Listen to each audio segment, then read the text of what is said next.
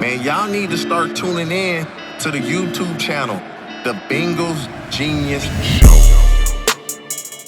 Bengal Genius with you, going into week number 5. I am still healing up from that humiliation on Monday night. I was actually in upstate New York, West Point, watching the game in a bar, and another Bengal fan, I think this guy was from Chicago, he said, happened to be in there as well. And we're just both watching it, both disgusted. We're saying the same things over and over and over and over.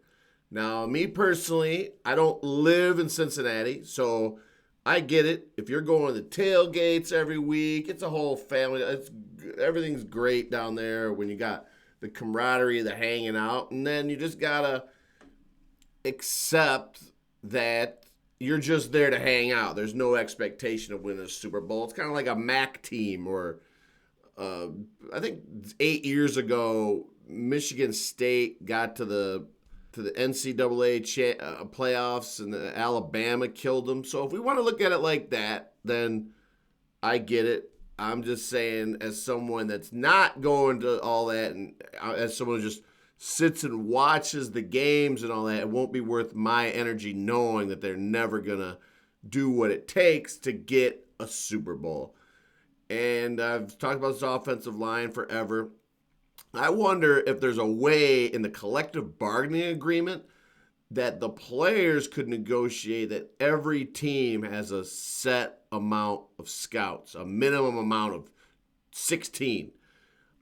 Something that ensures that they're trying everything they can to build the best team they can. Now, here's another thing. If it's all about nickels and dimes there, Brown Blackburn family, jack the price up a beer. It's already probably $40 a can, but I'm saying I've heard that the Bengals have the cheapest beer prices in the NFL.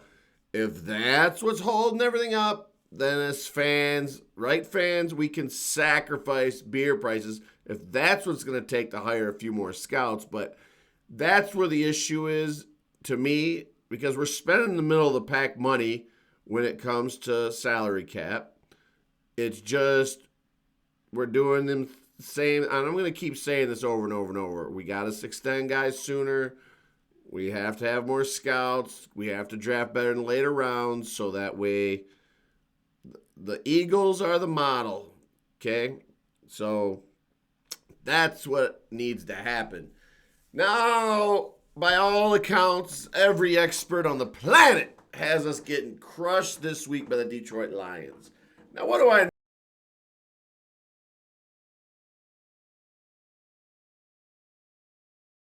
Fans got it bad. Lion fans are a mess. So what hope is there? Well, the Bengals are 10-1 against Detroit Lions since 1981.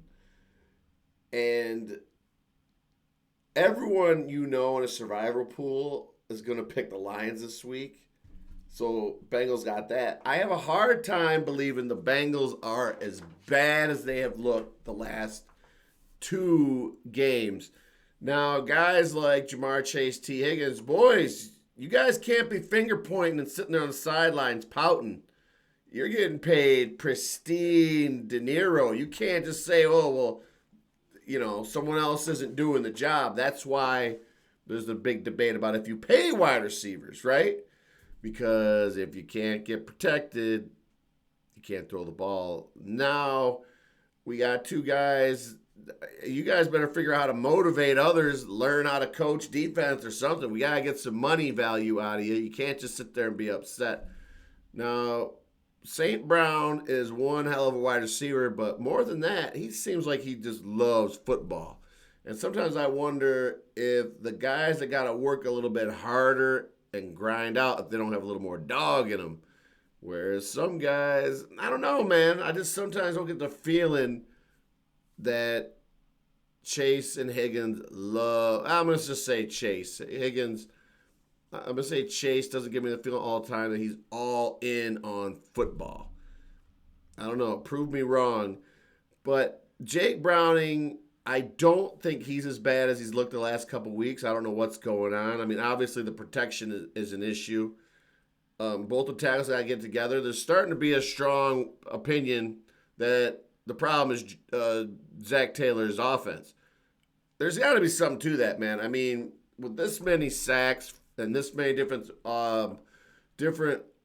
offensive line coaches, something's up. And I'll tell you, it's looking more and more. We might have to change up.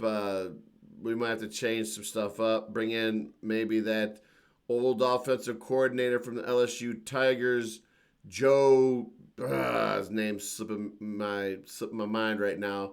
But we bring in he might be a new head coach potential. He's been bouncing around the league. He's getting more experience and all that. And the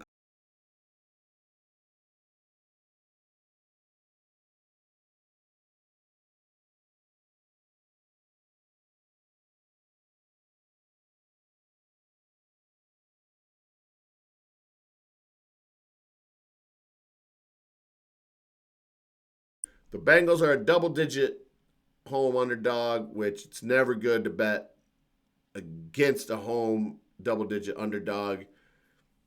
They are 2-2. It'd be so bizarre if all of a sudden they're 3-2 and tied for the division lead. It wouldn't even make sense in my Bengal brain with how bad things have been. One thing that bugged me though, it's really got on my nerves, is Gary Owen is the Bengal guy of the week. He's a fine comedian.